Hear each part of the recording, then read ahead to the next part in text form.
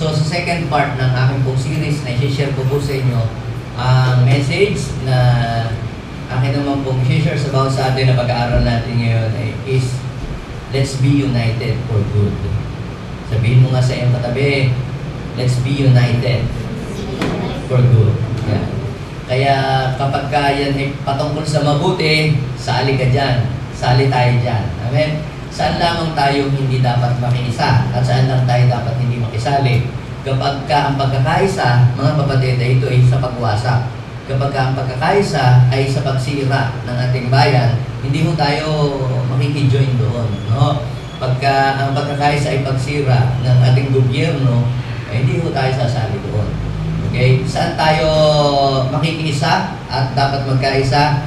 Sa lahat ng bagay na mabuti. Pero ito ay sa kung ikakasama at para sa kasamaan, no? Hindi po tayo sasali doon. So, basahin po natin ang sinabi po sa aklat ng Book of Nehemiah. Sa Nehemiah chapter 2, verse 17 hanggang verse 18. Pagbasahin ko po sa Tagalog, basahin natin sabay-sabay. 1, 2, 3, go! Ngunit sinabi ko sa kanila, pagkatapos, nakikita ninyo ang kalunos-lunos na kalagayan ng ating bayan, wasak ang Jerusalem at sunog ang mga pintuan ng lungsod. Magtulong-tulong tayo. Sabihin mo nga sa iyong katabi, magtulong-tulong tayo. Yan. Itayo natin muli ang lungsod para hindi tayo malagay sa kahihiyan. Verse 18, sinabi ko sa kanila, kung paano akong kinalingan ng Diyos at kung ano ang sinabi sa akin ng hari.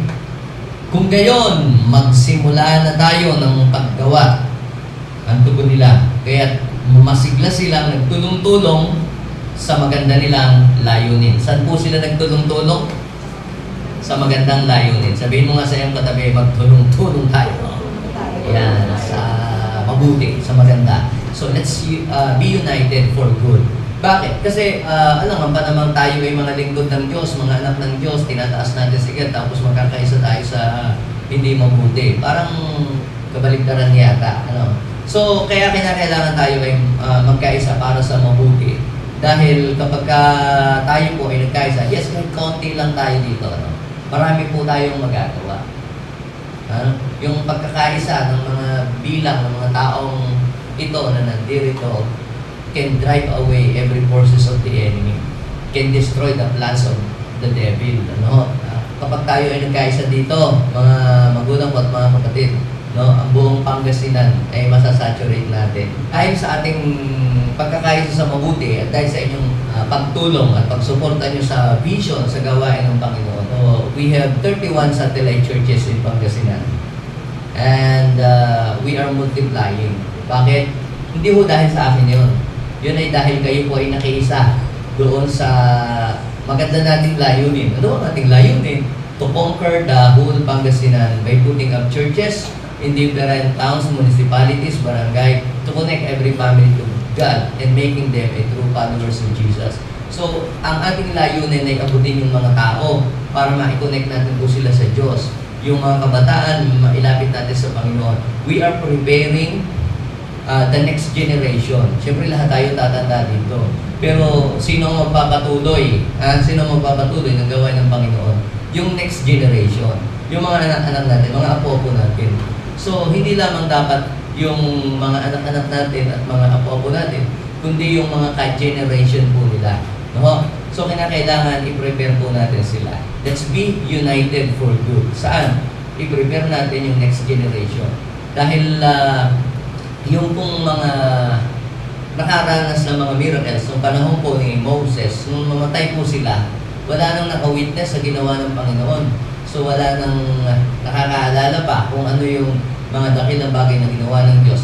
Kaya nung pumalit na po yung generation, naging mga rebellious na po sila at na mga disobedient kay Lord. Kaya nagalit po ang Panginoon sa bansang Israel. Ang Panginoon po ay nagbigay ng utos kay Moses na kapag ka po sila ay tumalikod sa Diyos, hindi po sila sasamahan ng Diyos o hindi kakampihan ng Diyos sa kanila. Nung po sila ay dinala ng Panginoon sa promised land nila, sa lupang pangako, siyempre, they are living in the abundance during that time. Kaya ang ginawa po nila, parang parang kung kinalimutan nila ang Panginoon. Instead na magpasalamat sila sa Diyos dahil from the place of slavery, pinalaya na sila ng Diyos at binigyan sila ng magandang buhay, ikinalimutan nila ang Panginoon. Naging palalo po sila. Kaya sila po ay sumamba sa ibang mga Diyos. Sila po ay winarningan ng Diyos noon na kapag kayo dinala ko na doon sa lugar na pinagdalahan ko sa inyo, huwag niyong iisipin na ang kasaganaan ninyo ay dahil sa inyong lakas o inyong galing sa inyong talino. Remember that I, the Lord, who give you ability to get wealth. Kinalimutan nila yon, tinalikudan nila ang Diyos. At sumamba sila sa ibang Diyos. Ginaya po nila yung mga ginagawa noong mga bansa sa paligid po nila. Tumalikod sila sa Panginoon. So, anong nangyari? Pinabayaan sila ng Diyos. Niluwag ng Lord na sila po isakupin ng iba pong mga bansa ng Babylonia. Ang bansang Babylonia ay ginamit po ng Diyos para ang bansang Israel, sila po ay taluhin. At yung pong mga kabataan, na mga kabataan lalaki, kinuha po silang lahat, ginawa po silang mga bihag sa Babylonia. So, 70 years po sila na naging alipin doon. Sila ay slave sa ibang bayan. Pero may pangako ang Diyos sa kanila na sila din daw po ay ibabalik ng Diyos doon sa dako na pinagmulan sa kanila. Parang binigyan sila ng Diyos ng lesson, dahil sa katigasan ng kanilang ulo. Kaya ginamit na doon si Jeremiah that for I know the plans I have for you, plan to prosper you and not to harm you, to give you a future and a hope. Yun ang sinabi ng Lord sa kanila. And right after that, after 70 years, ibabalik ko uli kayo doon sa place na pinagdalahan ninyo. Ako'y hahanapin ninyo, kung buong puso ninyo akong hahanapin, ako inyong masusumpungan. And I will bring you back to the place, no, na pinanggalingan ninyo. At yun na nga po, nagkaroon nga po ng fulfillment, na ibalik po sila uli. After 70 years, nakabalik na sila. Kaya lamang po, ang problema, matagal na po silang nakatira doon sa lugar po nila, hindi po nila maayos-ayos. Ewan ko kung wala silang pang-ayos o pang-paayos o wala lang talaga silang desire na ayusin. Yung kanila pong city, sira daw po yung mga pader, sira daw po yung mga pintuan, yun daw po mga tower, wasak. Paano kaya sila natutulog yun? Natutulog, mga walang dingding yung kanilang mga bahay. So parang para mga kubo lang. One time, yung kapatid po ni Himaya, kasi si Himaya po, nung time na iyon ay, siya po ay nag-work sa Susa na pinamumunahan ni Xerxes, King Xerxes. So, yung pong kanyang kapatid na si Hanani ay dinalaw po siya. Tapos ang ginawa naman ni Nehemiah, di kinumusta yung kanyang mga kababayan na nakabalik. Kumusta na yung mga kababayan natin na bumalik sa Israel. Ayun, tagal na lang nakabalik, pero ganun pa rin. Di naayos yung mga pader, hindi naayos yung mga gate, wasak-wasak yung tower. Ayan. So, yung bang symbol ng kagandahan, parang wala silang may pagmamalaki dun sa place nila. Nasubukan nyo na po ba na maraming mga kaibigan kayo, mga kakilala, gustong bumisita sa inyong bahay pero hindi mo mapatuloy-tuloy dahil nahihiya ka dahil maraming kalat. At saka yung banyo, ang dingding, sako. Grabe, parang nakakahiya, di ba? Pag hindi maayos. So, kaya wala silang may pagmamalaki doon sa lugar po. Nung marinig po ni Nehemiah, nalungkot po siya, umiyak siya at nag-pray kay God. Tapos, kanya pong ni-review yung kautusan ng Panginoon at sinabi nga po niya na, Lord, di po ba may promise po kayo sa amin na kapag kayo lamang po yung kinilala po namin Diyos, sasamahan niyo po kami. Yan ang pag tinalikuran naman po namin kayo, papabayaan niyo rin kami. So, nag-pray po si Nehemiah at saka po siya ay nag-repent. Nagkaroon po siya ng burden sa puso niya na pangunahan yung mga tao sa kanila na itayong muli yung kanila pong city. So, mapapansin po natin sa mga verse na yan na si Nehemiah po ay bumalik doon sa kanila, dala po ang permission ng king para po siya ay makauwi. Kasi siya po ay nagpaalam. Pero bago naman po siya nagpaalam, ay nag-pray po muna. At siya naman po ay pinayagan. Kasi hindi po siya agad basta-basta makakapag-leave sa kanyang pong duty. Kasi ang kanyang pong duty ay napaka-importanting trabaho dahil siya po ay cupbearer ng king. Alam niyo po yung mga cupbearer kasi pagka ang king ay iinom, kunyari ng alak o juice o whatever na iinumin niya, ay bago uminom ang hari, siya muna ho yung titikim. Pag mga 5 seconds, 3 minutes, to 5 minutes, 10 minutes, ay buhay pa rin. Ibig sabihin ay clear. Pwede nang inumin ng king kasi walang lason. Kasi noon po, ang mga haring namumuno, lagi niyang pinagbabantaan na patayin ng mga kalaban din po nila. Tsaka yung mga nagagalit sa hari. Kaya ang kanila pong ginagawa noon para mapatay nila yung kanila pong mga kalabang hari, nagpapadala sila ng mga ng mga intelligence kung anong pwede nilang gawin para mapatay nila yung king. Kaya ganun po, meron po silang mga cupbearer na tagapagdala ng mga inumin sa hari, pero bago ho inumin ng hari, siya muna ang inom. Okay, nagpaalam siya. At siya naman po ay pinayagan at binigyan pa po siya ng ng letter para siya ay makalusot sa immigration at sa lahat ng mga bansa na kanyang dadaanan bago makarating sa kanila. Aside from that, binigyan pa po siya ng mga gagamitin niya sa pag-build ng kanila pong wall at saka pagtatayo ng kanilang mga bahay at pagsasaayos po ng kanila pong lungsod. So, try to imagine that. Ano yung favor ng Lord? So, kung wala ang favor ng Lord doon, hindi siya papayagan. At saka hindi pa siya bibigyan ng mga kanyang mga gagamitin sa pagpapatayo. Ngayon, nung kung siya umuwi na sa kanila, so, dala-dala yung burden, at saka yung vision na inilagay ng Lord sa kanyang puso. Si Nehemiah po, ay ipinakita niya doon sa mga tao yung sitwasyon ng kanilang city, di ba? Sabi niya, nakikita nyo, ayan, ang lugar natin, ha? Basta. So, pangalawa, in-encourage niya po yung mga tao na magkaisa at magtulong-tulong. Pangatlo, mapapansin niyo po dyan na sinabi po ni Nehemiah sa mga tao kung gaano kabuti ang Diyos. Pagtingin niyo verse 17, sinabi niya po doon sa mga tao kung gaano kabuti ng Diyos sa kanila. Ha? So, kaya lamang,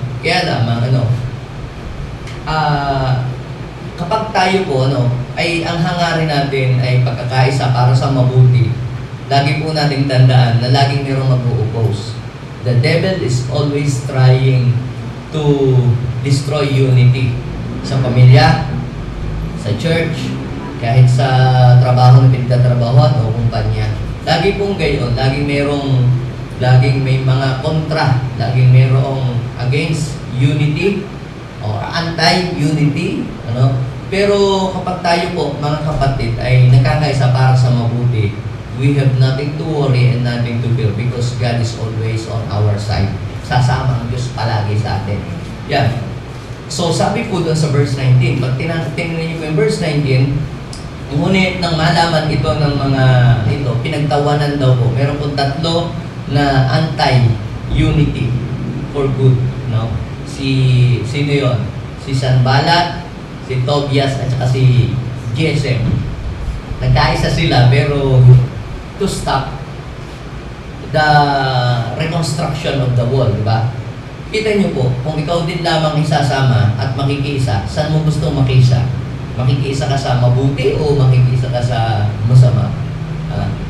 So, kung ikaw ay matinong tao, dapat ay makiisa ka sa pagkakaisa para sa kabutihan, hindi para sa kasamaan. And we must not allow the anti-unity people or the anti-unity person to prevail. Kasi di ba, minsan dali nating ma-discourage, dali nating ang mawala ng gana. Pagka halimbawa may ginagawa tayo, tapos siglang-sigla tayo, tapos may mga nagkikriticize sa ating ginagawa. Uy, alam mo ba? Yan kaya lang naman yun gumagawa ng mabuti. Nagpapapansin niya, tsaka nagmamalaki. Ikaw na nakakarinig doon. Paano ka magre-respond? Oo nga. Lagi na lang bang ang iyong tugon ay oo nga? Ibig sabihin, inaayunan mo yung mga anti-unity. Yung mga oo nga, parang mga baka sila. May spirit of cow. Oo nga. Yung mga yan, kung gano'n, di ba? Pero dapat ganito tayo. Nehemiah chapter 2 verse 20. Ganito po tayo dapat mag-stand for good. Dapat tayong tumayo at magkaisa. Pagtanggol natin yung mabuti. Diba? Punta tayo mo ng church. Magkano magagastos ninyo dyan sa pumapatayo yan? Diba dapat milyon-milyon? Nako, gastusin na lang yan na ibili ng pagkain ng mga mahihirap ninyong miyembro. Mabubusog pa sila. Yung bang building, makakain ba yan? Nako, marami kayong magagastos. Ikaw, kung nakarinig ka ng ganoon, ano sasagot mo? Oo nga, tama ka. Ganon ka ba dapat? Dapat po, alam nyo po, kung pagkain at pagkain din lamang, mauubos din po agad yon, no? Let's say sabihin natin 5 billion. Binili natin ang mga pagkain, pinamigay. Mauubos din yon, di ba? Isang iglap. Pero pag tayo po yung nakapagpatayo ng church building, meron tayong masisilungan. Yung apo ng apo mo. Pag tayo may mga magpapakasal, pag tayo may mga dedication, pag tayo may mga gatherings, yung mga buong Region 1, meron pong mapagtitipunan po dito na mga training. At higit pa sa ayuda ang kaya nitong ibigay na blessing sa atin. Dahil dito, maraming mga pangarap ang mabubuo, maraming pamilya ang maayos, marami pong mga taong mababago ang buhay. Di po ba? Maraming mga pangarap ang mabubuo sa lugar na ito. Imagine nyo po yan, maraming pamilya ang mailalapit sa Panginoon. Di ba? Tsaka, hindi nakakahiyang mag-invite. Di ba? Proud ka, atid ka sa church namin. Saan pa church mo? Doon sa, full air condition, mag-jacket ka, magpupunta ka doon, ha? Tsaka doon, hindi ka na doon, makakatulog. Kasi overflowing doon sa lobby, ang kapimbara ko. Tsaka may puto pangalan siya, kaya hindi ka maboboring doon. Di ba? Dapat po, mga kapatid, napipicture nyo ba, mga kapatid? Kung ibibili natin po yun, di ba sabi ni Jesus, nung si Jesus po, mayroon pong isa pang babae doon, bumili po ng pabango na mahalin. Tapos, nagbasag ng bote ng pabango, hindi ro bote ng agat, bote ng pabango. Pagkatapos ibinuho sa paa, pagkatapos umamoy, nag-react si Judas. Kaya yung mga against sa paggawa ng mabuti, kilala ninyo inyong kasamahan. Ay sabi, di ba dapat ibigay yan sa mga dukha, yung kamahal-mahal na yung pabangong yan. Bakit yan hindi ibigay sa mga dukha, bininta na lang sana, tapos yung pinagbilhan pinamigay sa mga ayuda. Di sana napakinabangan pa, pati tinapon. Parang gayon din, sa pagpapatayo natin ng church, meron mag-o-oppose diyan. Uy, naku, siya daw naman binili. Bakit naman bumili pa ng mga gamit na ganyan? Kamahal-mahal.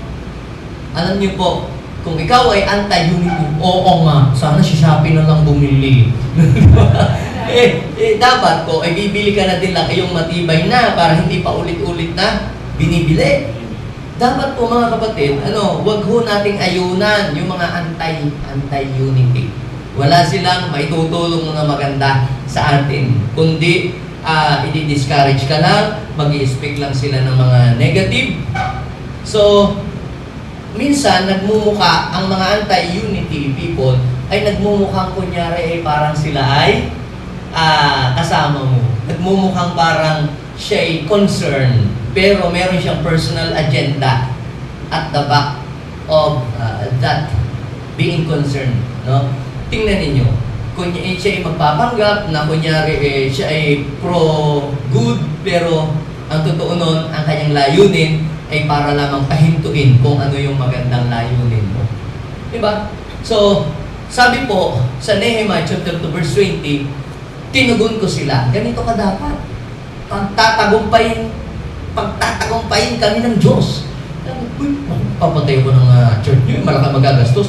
Oo nga, ganun ko ba sasalita? Hindi, ganito ko magsalita. God will provide. Sabihin natin, God will provide. Sa Diyos naman lahat manggagaling papadaanin lamang sa iyo. Sa Diyos manggagaling. Dahil sabi ng Bible, the earth is the Lord and the fullness thereof. Ang ginto sa Diyos galing. Ang pilak sa Diyos galing. Ang lakas mo para makapagtrabaho, kanino galing? Yung wisdom, yung ability, yung good ideas para ikaw ay makapag-form ng business. Saan galing yun? Ha? Galing sa Lord. Kaya dapat, katulad kay Nehemiah, kung ikaw ay magsalita, kinakailangan labanan natin ang mga anti-unity. Kung ikaw ay para sa Diyos, dapat doon ka sa unity, sa ikagaganda, hindi sa ikakasira. So sabi po ni Nehemiah, tinugon ko sila. Pagtatagumpayin kami ng Diyos ng kalangitan, pagkat kami ay kanyang mga lingkod. Kaya kung ikaw ay panig sa Diyos, ikaw ay pagtatagumpayin niya. Itatayo namin muli ang Jerusalem, ngunit kayo ay walang bahagi at karapatan o alaala sa lungsod na ito. Kaya, mga kapatid, yung palang kumukontra para sa mabuti, ay sila'y hindi makakatungtong. Kaya sabihin mo sa iyong katabi, huwag kang mapapayag ha, na hindi mo matutungtungan yung bagong tahanan na ating itatayo this year. So by next month, let us pray na ito'y masisimulan na natin sa biyaya at sa tulong ng Diyos dahil sa ating pagkakaisa. So, ngayon, mga kapatid, how did Nehemiah unite the people? Actually, hindi ho madaling pagkaisahin ang mga tao. Sa church, hindi madaling pagkaisahin ang mga tao. May iba-ibang isip, may mayaman, mahirap, may nakapag-aral, may hindi. Iba-iba ang pananaw, iba-iba ang thinking. Pero mangyayari lamang, unity is possible kapag ang Diyos ay nariyan. Without God, there is no unity. Walang unity. So, pwede ho tayong, magkaroon ho tayo ng sariling favorite color, pagkaiba-iba tayo, or favorite food. Okay lang, magkameron tayo ng mga favorite food, favorite song na gusto natin pakinggan, favorite color, or favorite mga places na gusto natin puntahan. Okay lang magkaiba-iba tayo doon. Pati sa kandidato na ibuboto natin sa eleksyon o presidente na ating gusto, okay lang tayong magkaroon doon. Kasi, choice natin yun diba? Pero when it comes to God, dapat hindi ho tayo magkaiba-iba. When it comes to faith, hindi ho tayo dapat magkaiba-iba. Kasi pag magkaiba-iba na tayo ng Diyos, we will be in trouble. Pag tayo nagkaiba-iba dito ng faith, you will be in trouble. We will be in trouble. So dapat magkaisa lang tayo ng faith, magkaisa tayo ng vision, isa lang din ang ating dapat vision. Ano ang ating vision? To conquer the whole Pangasinan, di ba? By putting up churches in different towns, municipalities, barangay, to connect every family to God and making them a true followers of Jesus. So, nung magkaisa tayo, nung magkaisa ang ating mga kapatiran, ang bilis pala na mangyari yung ating kung ano yung ating pinagkakaisahan. So, walang kumukontra. Kaya, kung ikaw ay kumukontra doon sa mabuti, hindi ka magtatagumpay. Bakit? Dahil kinakalaban mo ang Lord. Alam niyo, remember, Apostle Paul, kinukontra niya yung gawain ng Panginoon, pero hindi naman siya nagtagumpay. Now, how did Nehemiah unite the people? Pag tinignan ninyo po, babalikan natin yung Nehemiah, chapter 2, verse 17 to 18. Ang una niya pong ginawa doon, he showed their present situation. Nehemiah showed what is their present situation. Yun po ang una. Pinakita muna po niya kung ano yung kanila pong sitwasyon. So, tingnan ninyo, di ba sabi? Nakikita ninyo ang kalagayan, di ba? Yan. So, parang ganito, nakikita nyo po, tayo po isikip na dito. Nakikita nyo po, ang mga seniors hindi na makakiyat.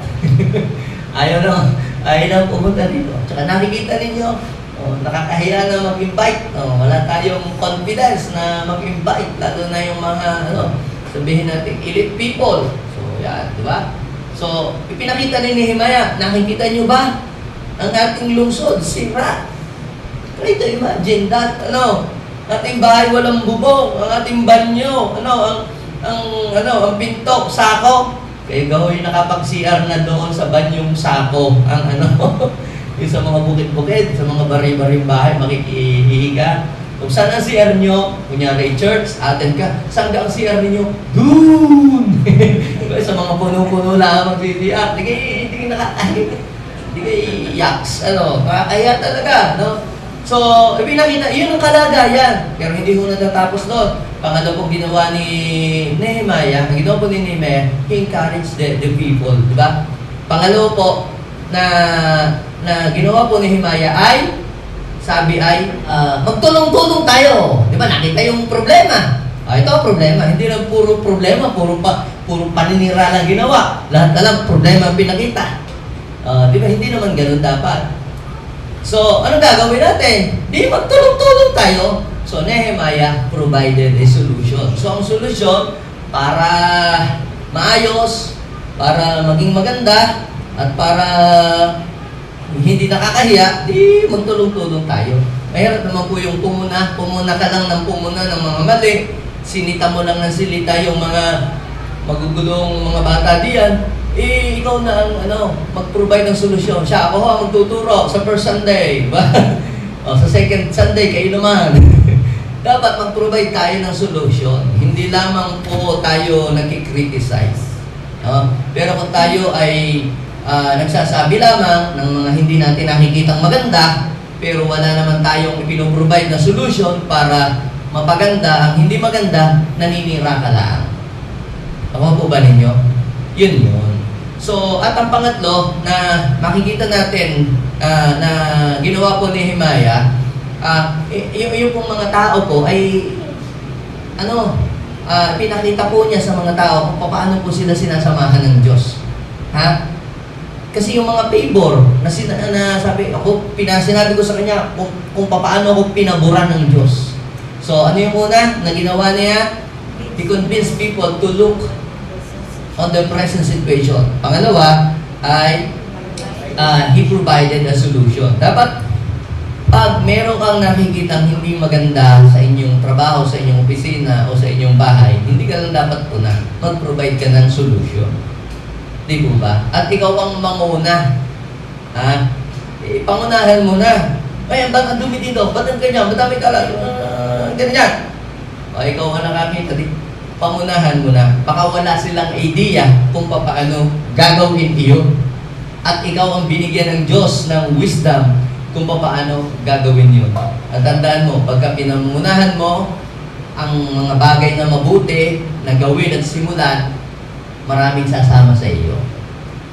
At ang pangatlo po na ipinakita po diyan ay Nehemiah showed them that God is on their side. Pinakita niya po. Nag-provide si Lord ng mga gagamitin. Alam niyo mga kapatid, kung paano nag-provide si Lord ng pambili ng lupa natin, kaya din ng Lord na i-provide ang pampatayo ng building. Naniniwala kayo? Sa pamilya ninyo, kung na-provide ng Lord ang pag-aaral ng iyong anak ng elementary, same God and same Lord ang magpo-provide sa pag-aaral ng college. Naniniwala kayo? Ganun po tayo dapat mag-isip. Do not underestimate kung ano yung kayang gawin ng Diyos sa atin. Paano na kaya ngayong krisis, gera-gera na, ano naman yan, tatabilihin. Dapat ganito tayo mag-isip. Kung paano na i-provide ng Diyos ang pangailangan mo during the pandemic, hanggang ngayong buhay ka pa rin, nag-i-exist ka pa rin sa mundo, di ba? Kung paano na i-provide ng Diyos ang iyong pangailangan ng 2024, kaya rin i-provide ng Diyos ang pangailangan mo sa 2025. At kaya din i-provide ng Diyos sa 2026 and beyond. Naniniwala po ba kayo doon? So, kaya mas pakinggan natin ang sinasabi ng salita ng Diyos sa atin. Hindi sinasabi ng mga negative people. Yung po mga negative people around us, yun na may hanggang criticize lang ang kayang gawin. Di ba? Pero hindi naman natulong kung paano ka babangon, paano ka titindig. Ngayon, mga kapatid, saan ka kakapit kapag ka mayroong ganong sitwasyon? Panghawakan natin at kapitan natin ang sinasabi ng salita ng Diyos. At yun ay totoo. That God said He will never leave us, nor forsake us. Iiwan tayo ng mga tao, ng mga dati nating kasama, maaaring for some reason, kasi nung may kaya lang kasama mo dahil meron lang gustong hingin sa iyo o meron lang pabor na gustong siyang makamtan mula sa iyo, pero right after that, mawawala din yun. Pero ang Diyos, kahit ikaw in good times or in bad times, kahit ikaw dumadaan sa dilim and difficulties, hindi ka iiwanan ng Lord. God is always with us. And He will always provide people para makatulong sa iyo. Naniniwala po ba kayo? Yun. So, now, ano po ang magagawa ba ng pagkakaisa? What does unity do for us? Kung magkaisa ba naman tayo, ano bang mapapala naman natin sa pagkakaisa ba natin? Ano ba ang mangyayari? Now, kung inyo pong babasahin yung istorya, the whole story, dito po sa kwento ng Book of Nehemiah, ay meron pong 4 na mahalagang bagay tayong makikita about sa unity. Pwede nga hindi lang 4 ang makita nyo na kung ano yung meron ba sa unity at ano yung mabuti na maidudulot nito.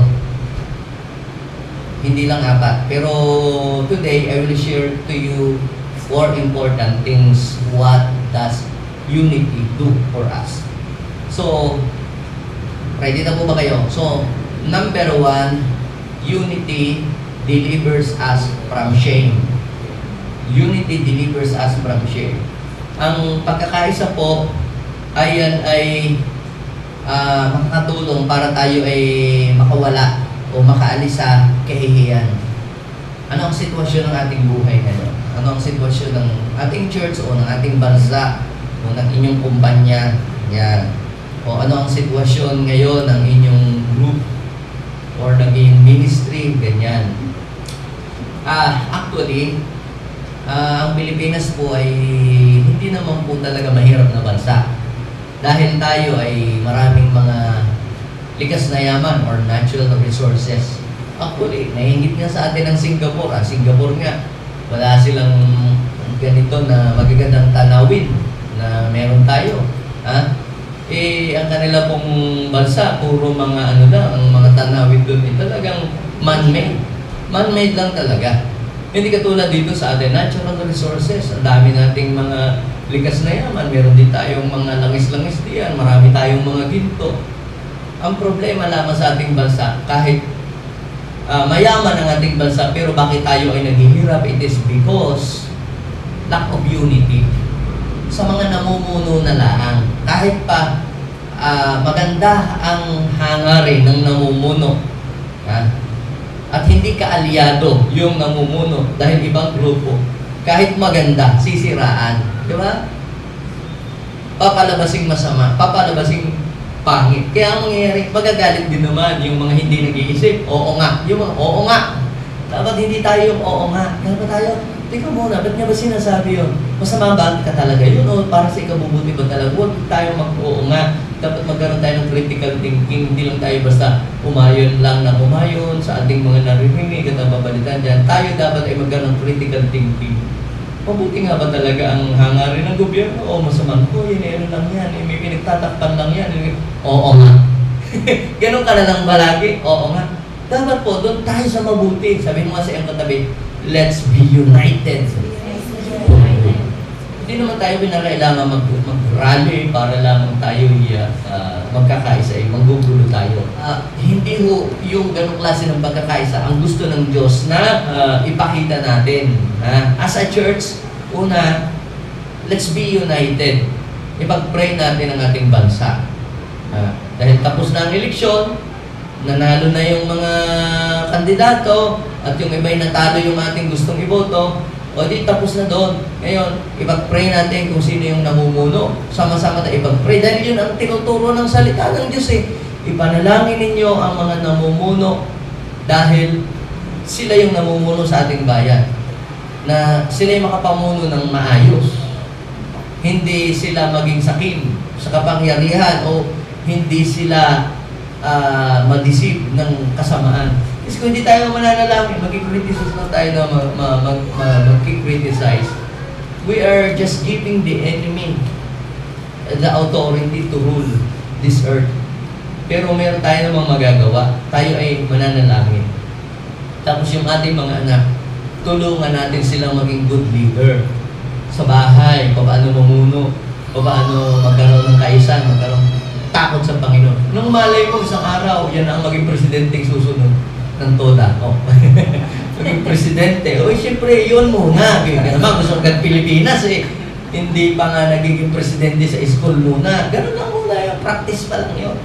Hindi mo alam, yung mga bata pala na tinuturoan ninyo dyan sa BBS. O, yung pala, isa sa mga magiging leader. O, tinuturoan natin ang mabuti ng fear of the Lord. Baka yan ang magiging kagaya ni Biko isang araw. Yeah. So, alam niyo po, mga kapatid, unity delivers us from shame. Basahin po natin yung Nehemiah chapter 2 verse 17. Ngunit sinabi ko sa kanila, pagkatapos, nakikita ninyo ang kalunos-lunos. Pag sinabing kalunos-lunos, nakakahiya, di ba? Kahiya-hiya na kalagayan ng ating bayan. Yan. Pwedeng i-connect ninyo yung bayan sa inyong church o pwedeng i-connect sa inyong trabaho o sa yung nasasakupang grupo o meron kang group, di ba? O kaya ay sa pamilya mo o sa church, kung ano man yan. Sabi, wasak ang Jerusalem at sunog ang pintuan ng lungsod. Laki ng problema. Pero, alam niyo po, mga kapatid ha, gaano man pala kalaki ang problema, walang problemang hindi masusol kung magkakaisa pala tayo. Kahit sa bahay ninyo. Sabi po doon, tulong-tulong tayo. Ha? Itayo natin muli ang lungsod para hindi tayo malagay sa kahihiyan. Ibig sabihin, that time, talagang sila'y nasa kahiya-hiya. Nakakahiya ang kanilang sitwasyon. Nakakahiya ang ating bayan, nakakahiya ang ating church, nakakahiya ang ating pamilya, nakakahiya ang ating kumpanya, nakakahiya ang ating ministry. So yun ang gagawin natin. Papabayaan na lang po ba natin na gayon? Alam niyo po, mga kapatid, in every problem na na-encounter natin, there is always a solution. Magsisimula yun saan? Kapag nagkaisa, mawawala tayo sa kahiyan. Try to imagine, halimbawa kayo, nakatira sa kayo sa isang compound o nakatira sa isang subdivision. Tapos, lagi kayong napuputulan ng kuryente, yung D-Corp, yung Pelco ay laging pupunta doon at di-disconnect. O, di ba? Laging ang liwa-liwanag sa inyong mga katabi. Tapos kayo ang nakakandila.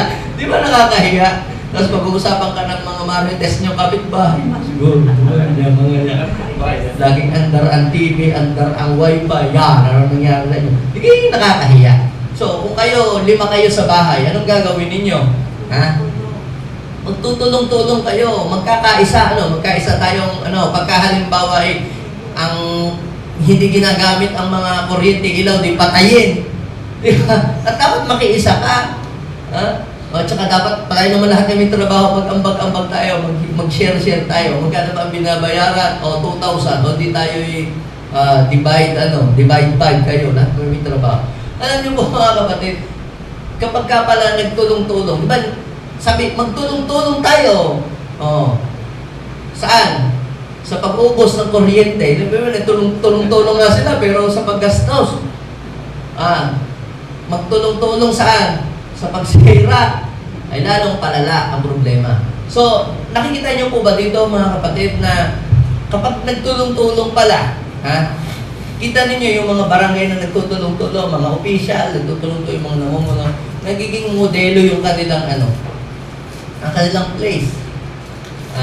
Sa Rome, sa school, na nagtutulong-tulong yung mga estudyante, mag-decorate sa kanilang room, maglinis sa kanilang room, nagiging most, naging malinis yung kanilang school. Kasi nagtulong-tulong. So, yun ang number 1. Unity delivers us from shame. Naalala ko po yung nung bibili na po tayo ng lupa, ay pandemic noon. So, wala talaga tayong pambili. Pananampalataya, pananampalataya, pambili, wala. Nag-pray tayo.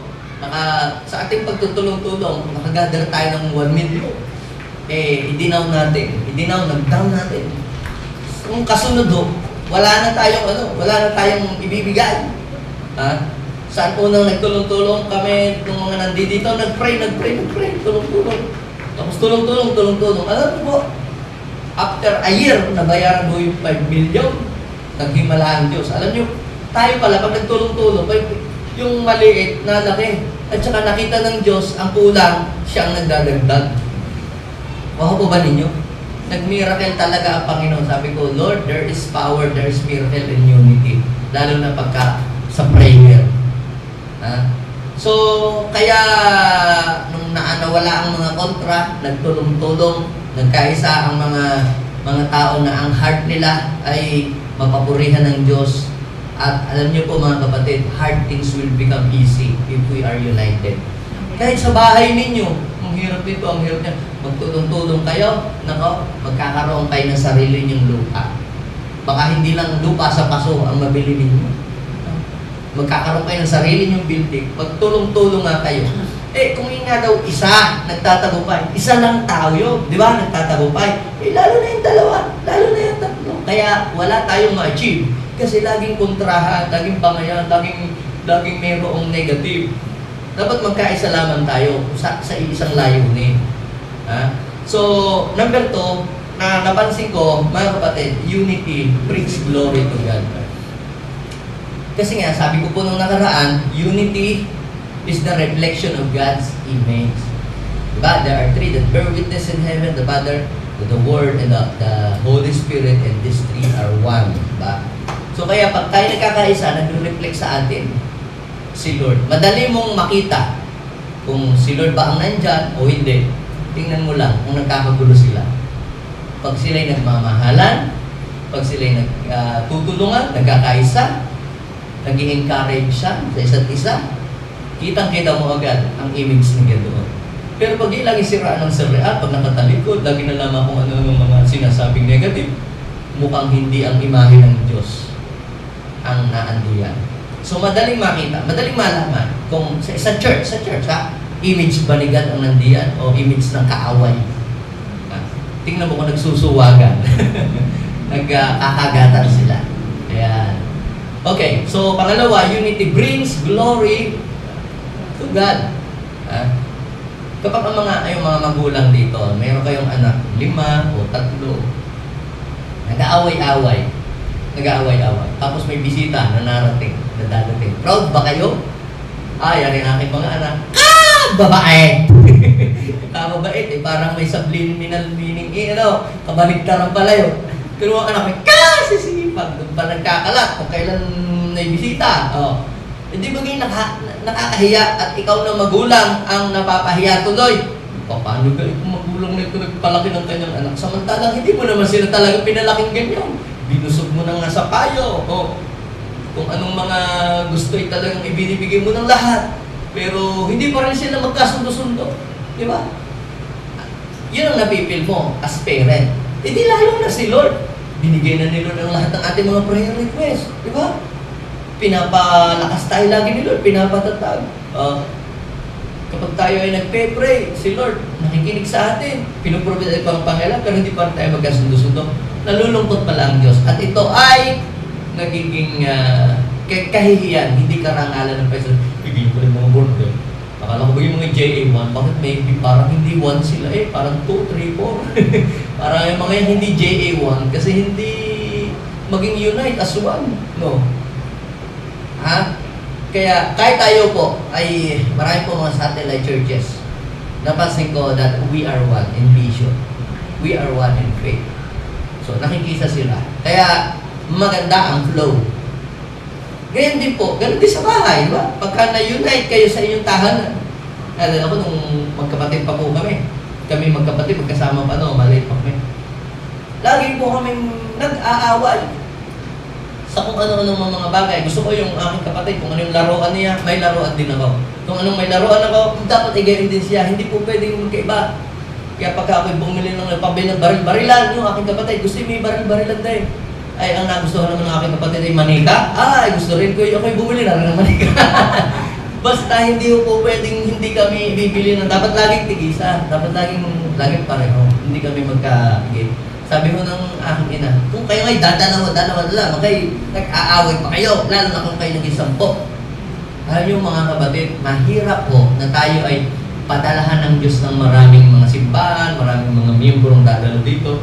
Kung tayo-tayong ilan-ilan na nga lang dito, hindi po magkasundo-sundo. Paano niyo po bangin mo sabihin?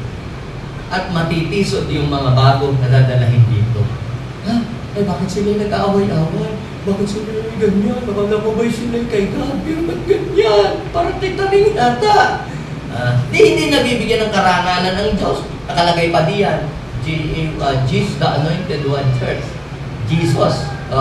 Church ni Jesus na Anointed One. Pero tayo naman naglabo-labo, hindi one. We are not united as one. Paguluhan. Kaya hindi nag-glorify. Nasisira ang pangalan ng Diyos. But if we are united, unity brings glory to God. Basahin po natin yung Nehemiah chapter 6, verse 15. Basahin muna natin yung verse 15. Sabi po doon, pagkaraan ng 52 araw ng paggawa, ano po nangyari, natapos na po nila yung pader, at ang ika-25 daw po ng araw, at ika-6 na buwan, anong nangyari? Sa verse 16, anong nangyari? Humanga ang aming mga kaaway. Yung mga nagkikriticize, yung mga salita ng mga negative na hindi naman natulong, hanggang salita lamang. Yung mga hindi nga nagbibigay, pero siya pa ang tanong ng tanong, saan ka na papapunta kami binibigay? Pero siya naman hindi nagbibigay, yun naman ang magbibigay. Hindi naman nagtatanong. Kasi inisip, binigay ko na sa Panginoon. Ba? Ganon. Pero yung mga hindi pinagbibigay, siya ang nagkikriticize, huwag na papunta, yung mga binibigay, ganon. Ibayad na ko sa lupa at iniipon mo ang iba't papatay ng building. Pero yung mga criticize, yun ang hindi nagbibigay. Pero yung mga tahimik lamang, yun ang mga generous. Okay? So, sabi po doon sa verse 16, humanga daw po ang mga kaaway at ang mga bansa sa palibot-libot. Bakit daw po? Nang mabalitaan daw po nila. Kita nyo po, pasin nyo po, nang mabalitaan ng aming. So, ibig sabihin, nagkaisa sila. Hindi ko, kundi amin. Ibig sabihin, sama-sama silang gumawa. Naniwala sila, ito'y natapos sa tulong ng Diyos. Ibig sabihin pala, kapag may pagkakaisa, tumutulong ang Diyos. Sa bahay, pag may pagkakaisa, tumutulong ang Diyos. Sa opisina ninyo, pag may unity, tumutulong ang Diyos. Diba? Sa church, pag tayo nagkakaisa, tumutulong ang Diyos. Sa magkakapatid, pag nagkakaisa, tumutulong ang Diyos. Amen? Sino po dito ang gusto niyang tumulong ang Diyos? Magkaisa tayo. Hindi magkaisahan, at saka hindi mag-isa. Yan. So, pangatlo. Unity speeds up what we have planned to do. So, ang pagbilis at saka pagbagal ng isang proyekto, ng isang pangarap, o kaya ng isang plano, ang pagbilis at ang pagbagal ay depende yan sa kung paano tayo nagkakaisa. Kasi, alam niyo lalo na doon sa mga meeting of the board, yung mga ganon, board meeting, nagiging board ang meeting. Laging ang daming kontra. Magkaisa yung 10, yung 2 ay kumontra, kita ninyo dito sa atin, sa Dagupan, no? Pagkaisa sa ganitong proyekto, kumontra yung 7, anong nangyari? Wala na, tapos na, wala na proyekto. Ako po ba ninyo? Maaring sa iyong pakiramdam ay parang you are not feeling well. Alam niyo po, unity is not based on feeling. Feeling ko, hindi maganda yan. Feeling ko, parang mas maganda yung isa kaysa dito. Feeling ko, ba't nakabase ka sa feeling? Sa pakiramdam. Unity is not based on feeling. Minsan, kahit sa pakiramdam mo, parang kasi alam nyo, pag feeling ka lagi, malay mo, may tampo ka doon sa namumuno. Lahat ng feeling mo, hindi maganda. Feeling ko, nagmamalaki siya. Feeling mo lang yun. Pero pinag-isipan mo ba, nag-analyze ka ba? Para naman sa mabuti, para sa ikasusunod at ikagaganda.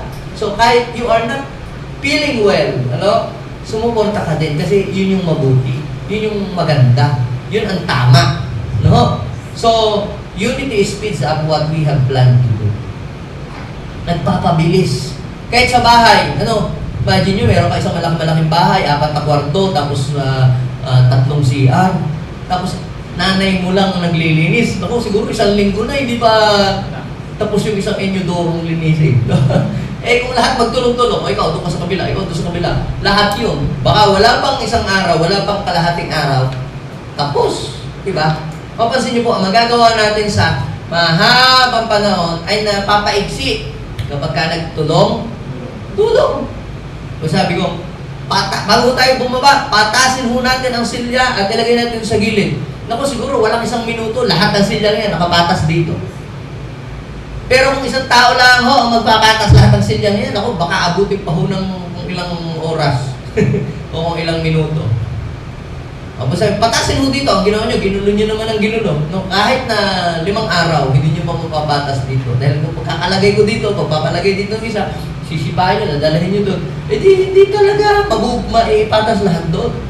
Ha? Unity speeds up what we have planned to do. Ano ba ang ating plano? Ano ba ang ating gagawin sa bahay ninyo? Ano ba ang plano ninyo? Sabi ko po last Sunday, we have to practice the same language. Dapat meron tayong isang lingwahe sa bahay. Kami mga lingwahe namin, God will provide. Yung mga gano'n, hindi yung puro mura, puto, kutsita. Mga gano'n ang mga lingwahe. Diba sabi, sa Genesis chapter 11 verse 5, people are united and they have the same language and nothing they plan to do will be impossible for them. Magkaroon tayo ng hindi yung hindi maganda yan. Ay, naku, pangit yan. Ay, naku, iba-ibalik kayo ng lingwahe. Ay, huwag kayo mag-crisis, malunugi. Ay, crisis kayo. Naku, kagulo na. Pero meron lang tayong isang lingwahe. The Lord will provide. God is with us. Yung mga ganun bang lingwahe, language of faith, language of unity, sigurado nothing we plan to do will be impossible for us. Unity speeds up what we have planned to do. Basahin po natin yung Nehemiah chapter 4 verse 6. Basahin natin sabay-sabay. Masigla. Masigla. Kita nyo, pag masigla ka, magagawa mo ng maayos yung isang bagay. Kaya parang ito, parang antok-antok, tsaka parang kang tinatamad. Wala kang excitement. Masigla kami at patuloy ng pag-aayos ng muog. Kaya hindi daw po nagtagal, patapos namin ang kalahati sa kaukulang taas sa paligid nito. Kita nyo nung kasi ng kalahati agad Yung gagawin nyo sa mahabang panahon, gagawin sa ibang mahabang buwan, nangalahati daw agad sa maikli daw pong panahon. Try to imagine that yung nagagawa ng pagkakaisa.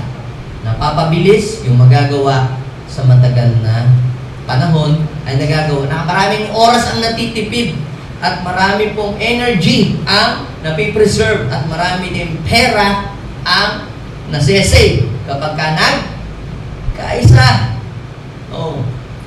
Magkaisa lang. Halimbawa tayo, kunyari, nakatayo na. Magkaisa tayo tuwing Sabado. Tanggalin natin ang mga pako. Tanggalin natin ang mga kalat-kalat. Siguro madali nating magagawa. Kung iuupa ninyo yun, baka gagastos pa ng 10,000. Nagtulong-tulong kalahating araw lang. Di ba? Nung ating kakain di tayo maglaga na lang ng balato. Ganun, nagkakaisa. Kung tayo hindi nagkakaisa, huwag yan, gusto ko yung litsaw. Sabi naman siya, huwag yan, gusto ko yung gano'n rin. Huwag yan, gano'n. Labo-labo, kaya wala tayong ma-achieve kahit na Nakuha po ba ninyo? Pag tayo labo-labo, away-away, walang mangyayari. Ang kaaway, tuwang-tuwa, palakpak ang jablo. Pag ang mga magkakapatid sa isang pamilya, away-away. Pag siraan ng siraan, ang mga inaama, nagsisira-sira. Kasi yun ang kaya pong mission sa tahanan ninyo. Tatatlo kayo, 4 lang, 5. Di ba kayo magkasundo-sundo? Laging palakpak sa Satanas. Tagumpay. Hindi sila, walang matatapos kayong, walang achievement. Kita nyo, sa bahay, na kanya-kanya, wala silang mga masyadong achievement. Pero sa mga tulong-tulong, mamaya, makakapagpatayo na yung resort. Mamaya, makakapagpatayo na yung isang malaking building. Mamaya, meron na yung isang malaking negosyo. Kasi tulong-tulong. Ako Nakuha po ba ninyo? Eh kung isa daw ay nagtatagumpay, eh di lalo na yung marami. Ha? So, basahin niyo po yung Nehemiah chapter 4 verse 8 and 9. Kung mayroong nagkakaisa para sa mabuti, meron din namang nagkakaisa para sa pagwasak. Kita nyo, nagkaisa silang salakayin ang Jerusalem. So nagkaisa din. Ito may pagkakaisa din. Pero yung pagkakaisa na binubuo nila, not for good.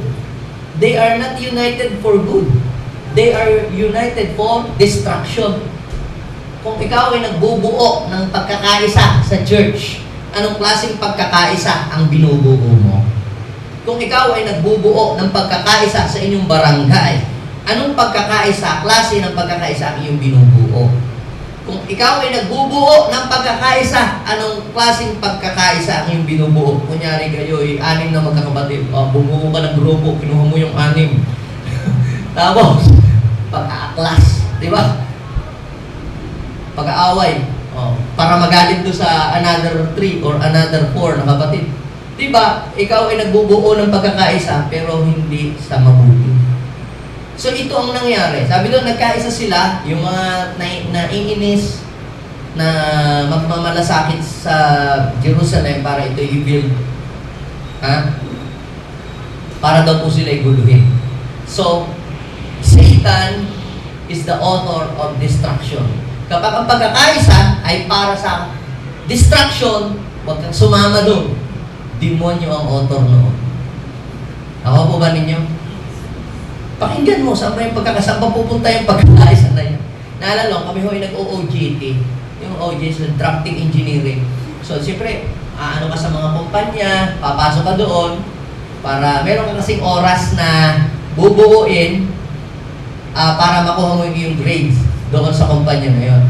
Binripping kami noong parang professor na nag-aano sa amin, naghahandle sa amin kasi pupunta na kami sa mga OJT Sabi ito, huwag kayong sasali sa mga magrarally-rally against the company, sa mga union, di ba? Huwag kayong sasali sa mga ito, mamamilgawil ka. Hindi kayo sasali doon.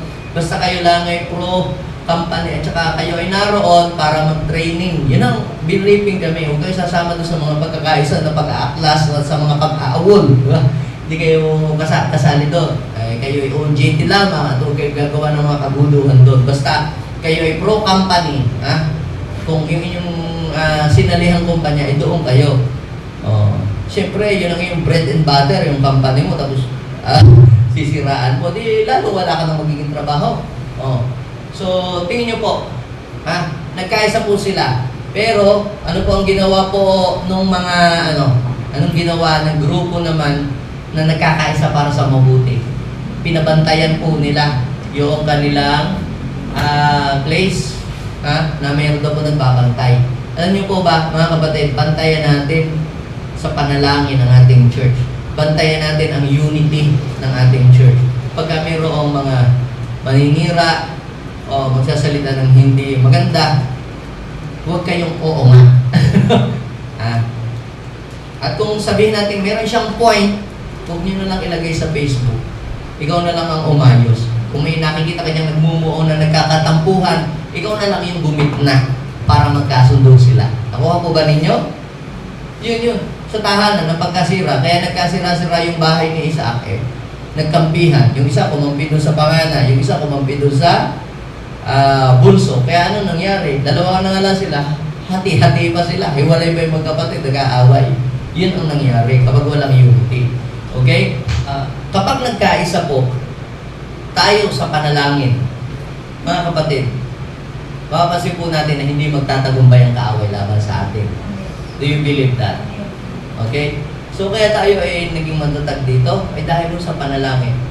Isa sa masasabi kong ating naging protection kaya ang ating church ay sa biyaya ng Diyos ay nakarating sa ganitong tagal na taon ay dahil doon sa pagkakaisa na nananalangin, nakikisa sa panalangin na ipinag-pray po nila na ito ay patuloy na maging matatag sa tulong po ng Diyos.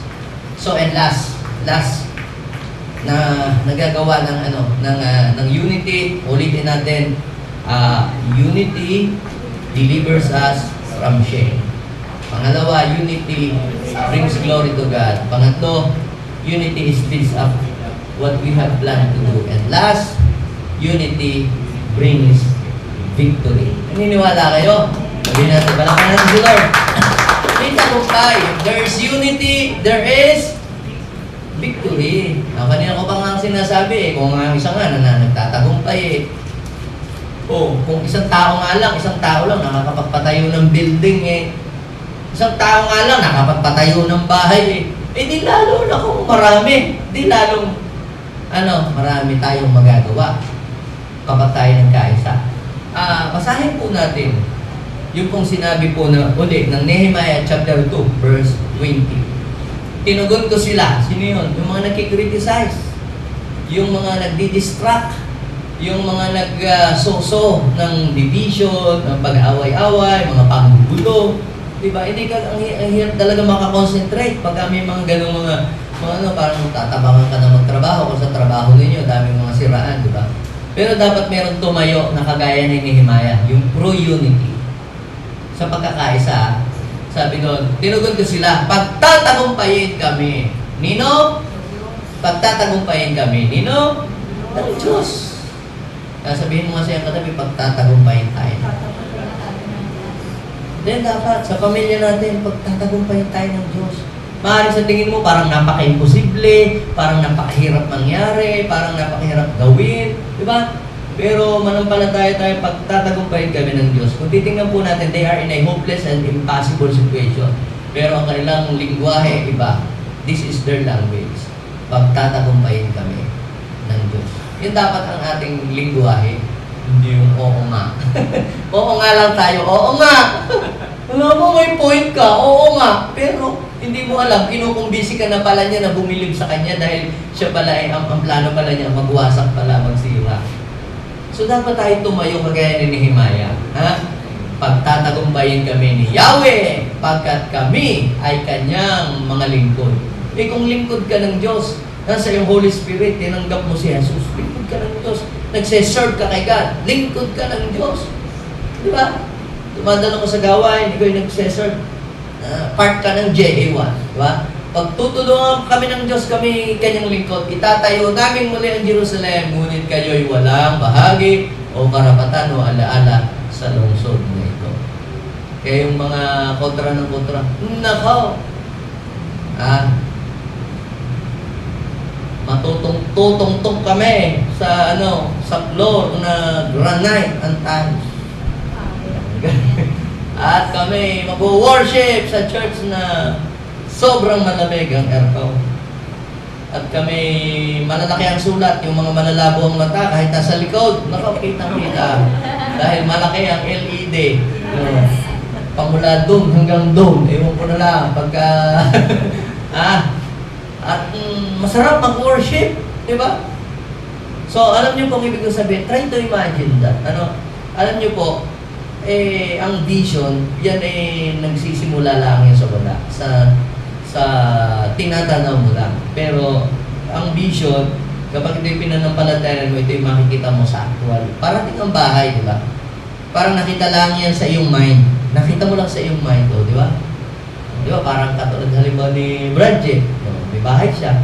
Yun, na-picture lang niya sa mind niya, pero nabuo sa actual. Yung sasakyan mo, di ba? Nabuo lang sa isip mo, tapos biglang nakita mo na. So, dapat po ipanampalatayan natin yung vision na yun sa puso natin at sa isip natin. So, ano po ang sinabi doon sa sa Nehemiah chapter 2 verse 18? Nagtulong-tulong daw po sila. Di ba? Nagtulong-tulong daw po sila sa maganda po nilang layunin. So, kapag nagtutulong-tulong tayo sa kung anumang bagay na pagkaisahan natin gawin, magtatagumpay talaga tayo Pero kung tayo hindi magtutulong-tulong, kanya-kanya tayo, it is impossible to succeed. Kapag mayroong disunity. But, if there's unity, there's victory. Last verse na ibabasahin natin sa Nehemiah chapter 4, verse 15. Basahin natin lahat. Nabalitaan ng kaaway. Mga kaaway talaga, mahilig din makamarites, makibalit. Pero, madi-discourage ang kaaway.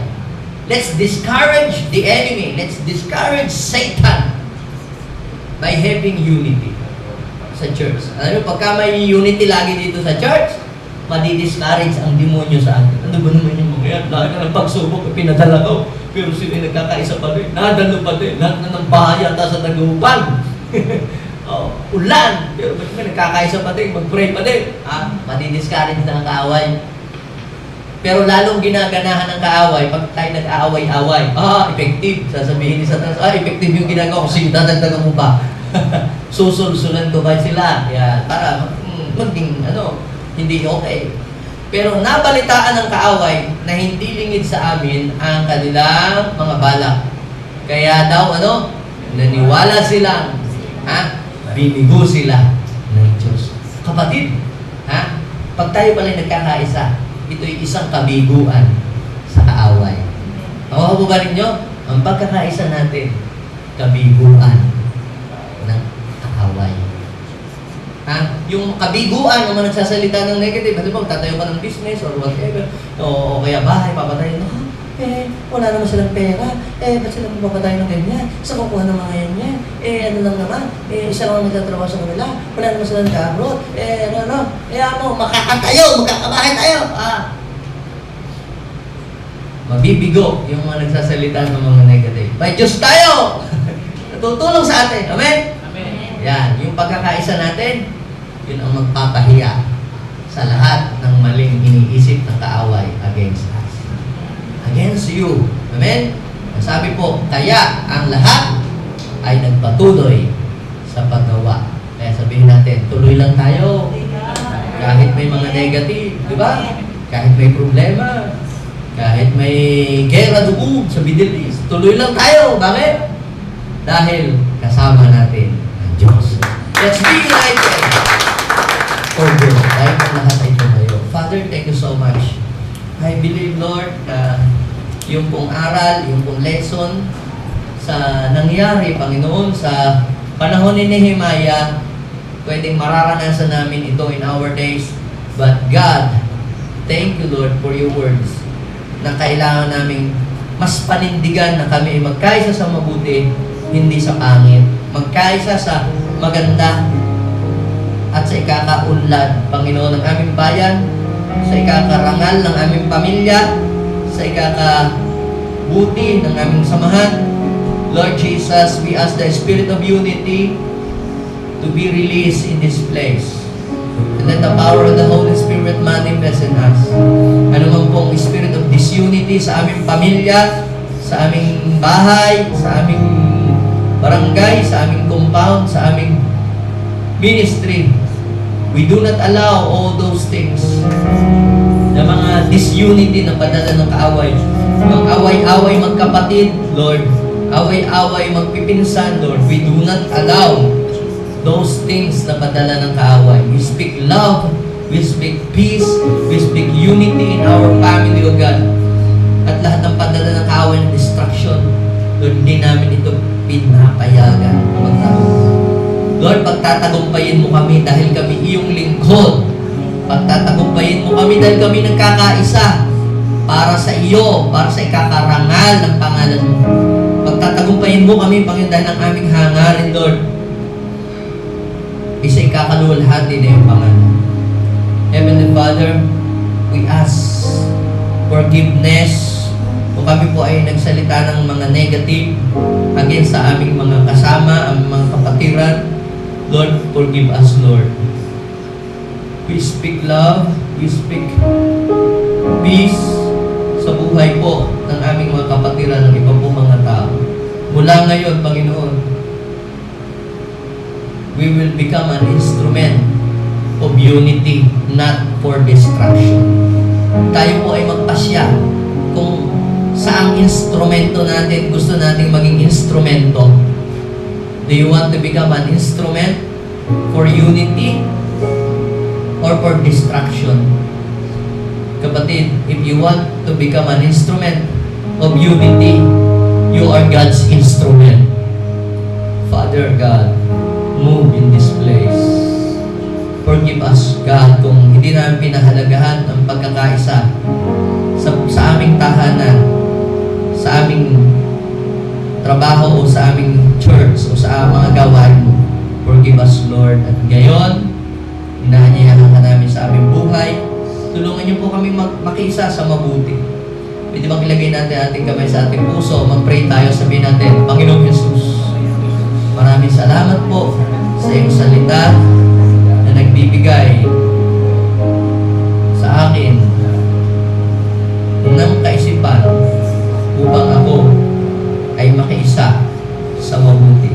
Nais ko po, Panginoon, na maging kabahagi sa paggawa ng mabuti para sa ikakarangan at kaluluwalhati na iyong pangalan. Tulungan niyo po ako, Panginoon, na maging kaisa sa mabuti. In Jesus' name, Amen. Ako na lang magpe-pray. Lord, bless your people today. Iyaan mo po, God, na anumang layunin, Panginoon, ng taong ito na dinala mo ngayon dito, Lord, kayo po ang magpatupad po nito.